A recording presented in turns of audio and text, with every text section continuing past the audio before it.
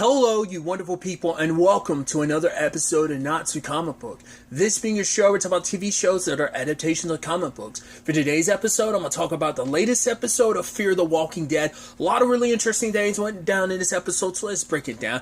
I think they do a really good job of this whole Alicia situation, how obviously her story can kind of be a little disorientating, especially like when she comes back into the fold and finding out like what she's been up to and everything, kind of getting her backstory, and just like you never get everything fully up front. It's just you slowly kind of piece together everything, and obviously it almost feels like they parallel like her story kind of being disjointed in how you like get the information. How they go about telling that is almost parallel to the fact is that she's sick and that she's kind of dying and she's kind of passing out. So how not sure how she gets from point A to point B, because the guy that found her, his name was Paul. He found her in a barn, but she's like, no, I passed out in the middle of the road. Some little girl saved me. It's like, I don't know. That little girl must have taken you to the barn, because when I was there was no little girl there, so I don't know who you're talking about. So, which we'll kind of get into that later on in the episode. But Paul is not full. Well, I think at this point he is fully deaf. Even Arno says it later on. It's like, oh, you're a musician who went deaf. That's got to suck even more so.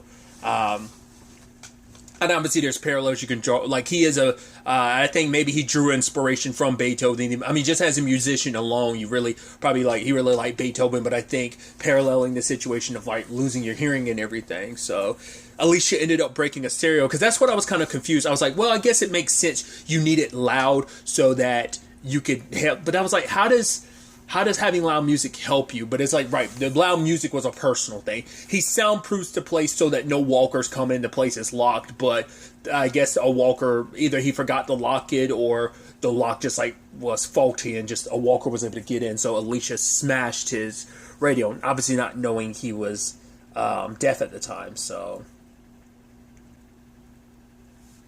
I think it's actually an interesting thing, pairing between Paul and Alicia in many different regards. How Paul wanted the music to drown out a certain thing, and I think it is a situation of both. There are also people who are both drowning in their own mistakes, things they wish they had done differently, but they can't take back, they can't do differently.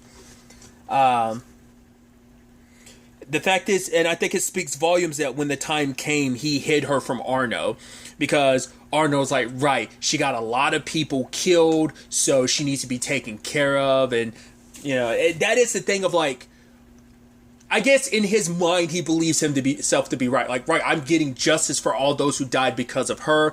To be fair, she never asked to be put in that position. You, who were part of a cult that, like, your leader appointed her kind of a leadership position and stuff like that. She never asked for any of this. So it kind of, in my personal opinion, no matter what, like, it's almost interesting that, like, oh, we thought you knew the way the Padre and stuff like that. I was like, this coming from the same group that was connected to a cult. And that's why I'm just like, you followed a madman like Teddy. Like, who? That's also the thing, like, who are you to judge? But I guess it's like, right, Teddy never led us like lambs to a slaughter. Alicia did. It's just like Arno feels like she's to blame for everything, so he's like, right, I need to exact my revenge on you. Like, I'm the angel of death. I am getting revenge for everyone that's died because of you.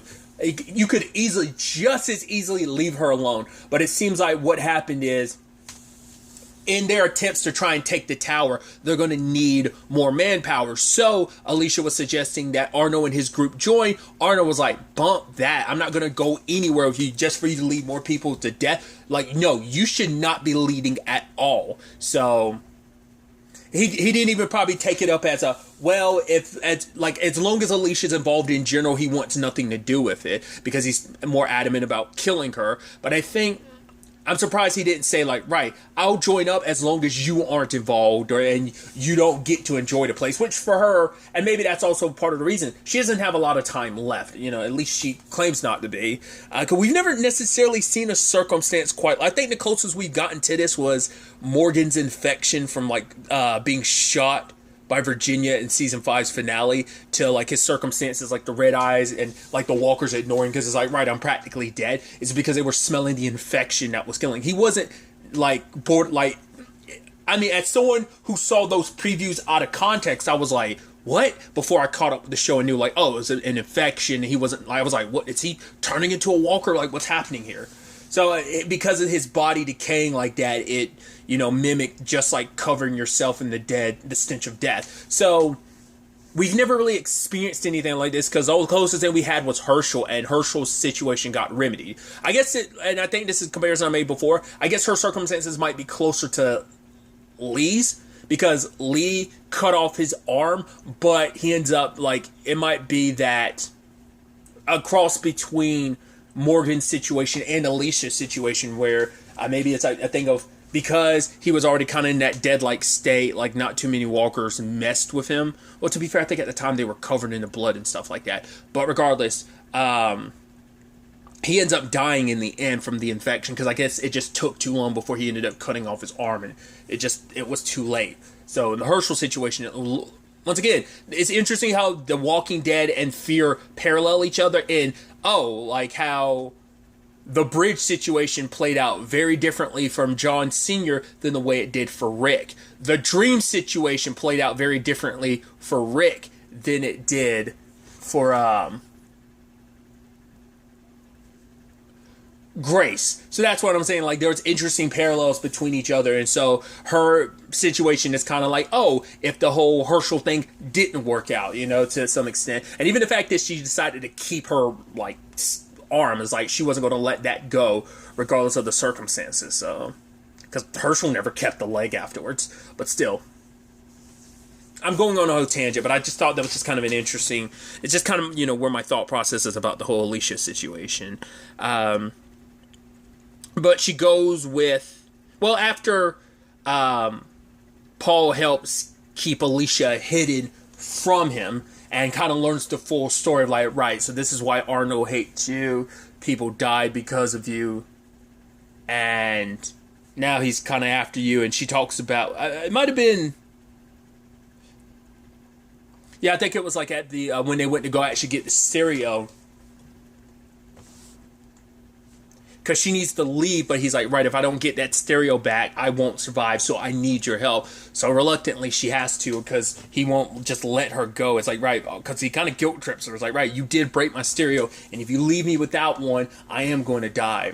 And we kind of get a little bit more of his backstory as he opens up to Alicia. I think that's kind of a nice thing of both of them opening about their mistakes. The bagpipes that Alicia had noticed, that he was like, no, I don't play that, nobody does. They belong to his wife, Rowan. That's also where the whole Haggis situation comes from, because most people pick clean like all the markets except for the Haggis.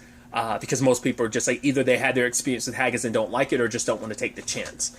Which is so interesting to know that there are people who are super picky in the apocalypse. But his wife, she died during the fallout, like the warhead landing. She died in it, and it's also, he was already losing his hearing. That the last of his hearing left with that with it hitting the ground. So, and him going into that story about how his wife wanted to play a certain thing. I think it was the Beethoven thing. She wanted to play it. What is it? The ninth. Is it Ninth Symphony? I know the bare minimum about Beethoven, even though the episode brought it up.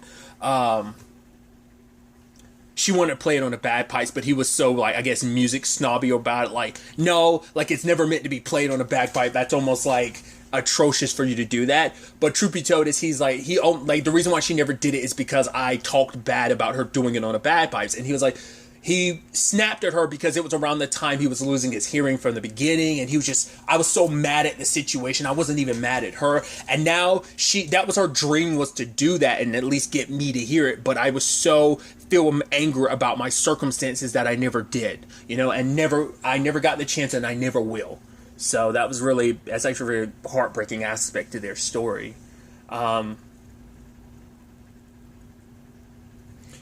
Because eventually Alicia does open up to Paul about her dream. The whole Padre thing, what it originally was, it started with a dream when her fever was at its highest, and she never let anyone know, like, right, her, the way to Padre, all that was just a dream that she had, a fever dream that she doesn't know if it's real or not, and I led all those people to their death. But the way Paul was trying to explain is like, no, you didn't lead those people to their death. They followed you. Because he also saying, like, that voice you heard, she's like, that was just my delusion thinking this walker was telling me about it. But he's like, what if that, you're so busy focusing on, like, right, this is, I was wrong and wrong, but it's like, right, what if you were meant to hear that voice? But for her, it's like, oh, she can, a lot of times when something goes wrong, all you can do is focus on the negative, like all the people that die. In fact, all the walkers that are in the cage that Arno keeps around or I guess is everyone he gathered up that died because of Alicia. I don't know if they ever really went into like the ins and outs of how they died. I guess it's just like, right, maybe went to down the wrong path, and either they went to a place that was highly toxic and they all died that way, or it was surrounded by walkers, whatever the case may be. Things went sideways because these are the people that followed you and died because of it. So it's even sadder too, because like the person that kind of ended up saving her, and because I'm blanking on home dude's name now. Was his name Will? I'm trying to remember if that was it or not. He ended up, he's gone now, and obviously I can't remember if I think Alicia ended up killing him, right? Because she found because his walkers out there, around there was Strand, because Strand, like, ooh, that came back to bite him in the ass, because he was so adamant at the time, thinking it was the right thing to do, it was right for him, it was right for the tower, and it ended up blowing up right in his face now because Alicia won't side with you. That was a huge deciding factor for her, was knowing like, wait, you did this to someone I cared about, because she did like him and care for him just like he cared for her, but they never had an opportunity to reconcile, and they never will. There's a lot of that in this universe, sadly, especially in their circumstances. So but yeah, once again, the whole conversation about mistakes, circling back to Paul really quickly, I thought it was kind of interesting how Paul, the thing he was trying to drown out was his wife's scream, Rowan's screams.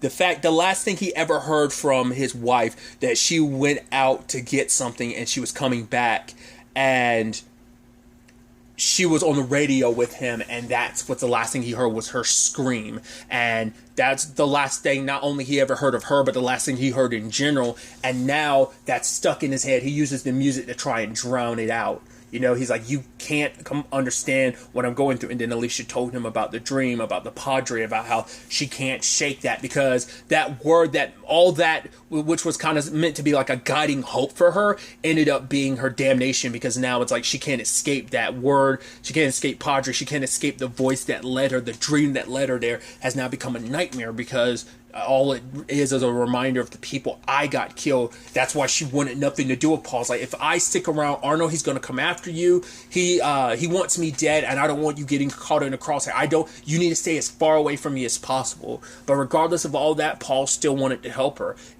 try and lead Arno into a trap. Didn't really kill, I don't know if they ended up killing most of his men, or whether most of his men ended up running away.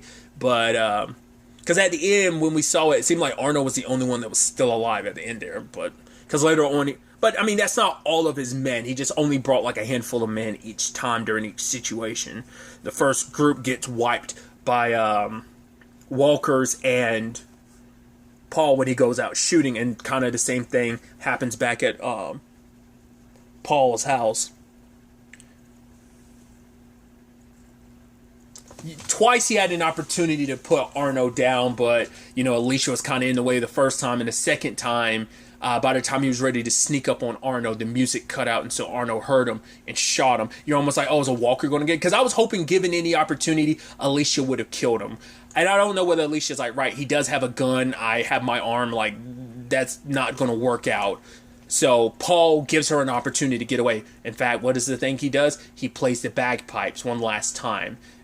And that's the thing of like, yes, he can't hear music, but he can feel it. And I think in this moment, it was almost like coming full circle, everything with like the bagpipes being his wife's.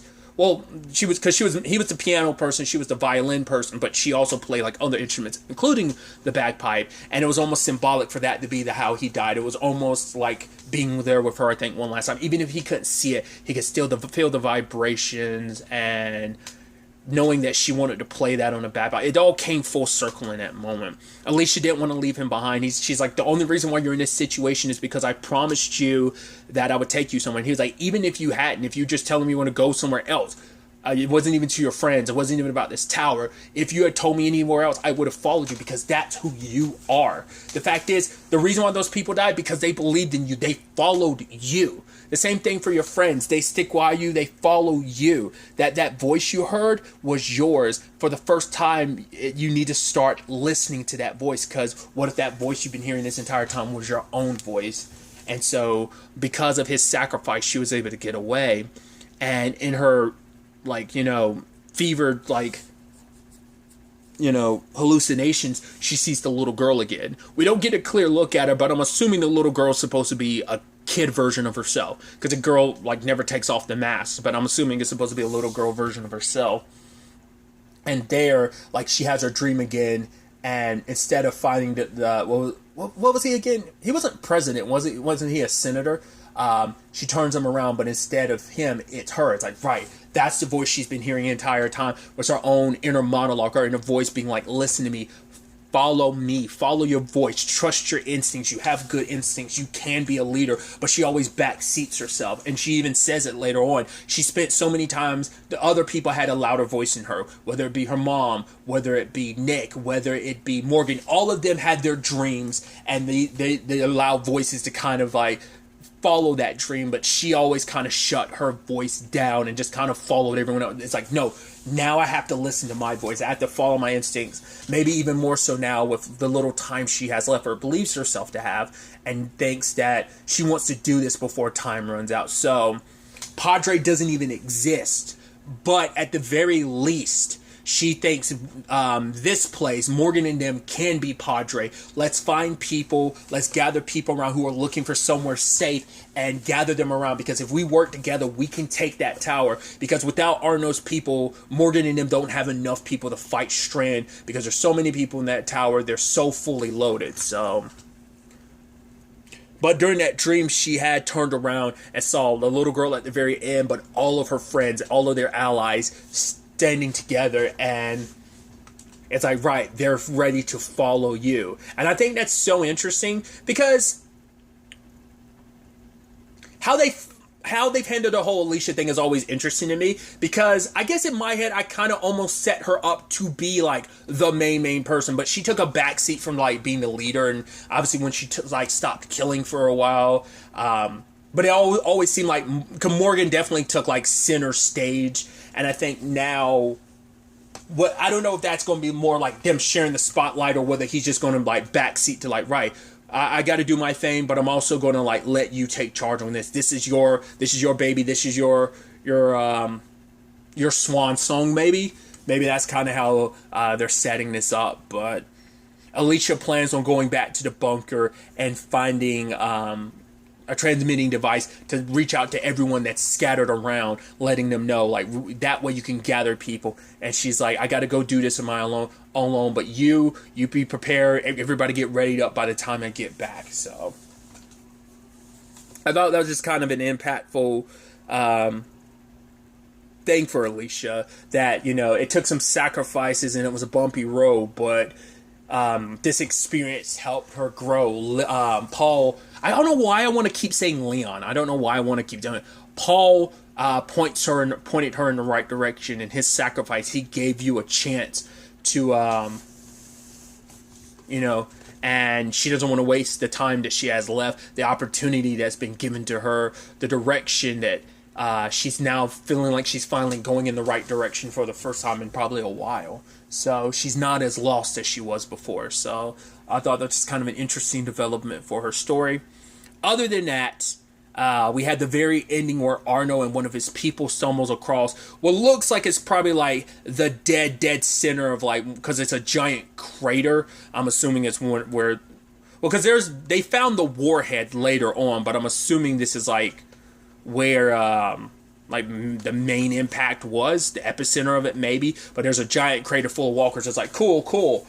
If even one of those things, being as heavily radiated as it is, gets out, that's going to be an issue. Because there's already a radiation issue just because of the radiation spreading out wider, but this is the most likely, potentially, the epicenter. Just like being next to the warhead was an issue, this is going to be doubly an issue. So if any of those walkers crawl out, it's going to be a bad time. Big time. So Arnos decided, right, to protect herself, because eventually that will become an issue of they will probably crawl out. So this just out and about, wandering from place to place isn't going to be safe. So he's planning on taking the tower for himself. Doesn't want to work with Alicia because has too much bad blood with Alicia, hates Alicia, and wants her dead. So deciding he's going to go for it himself. He's made his own moves and strides towards the tower as is. So it's definitely going to be interesting to see where all of this ends up taking us going forward into the next episode.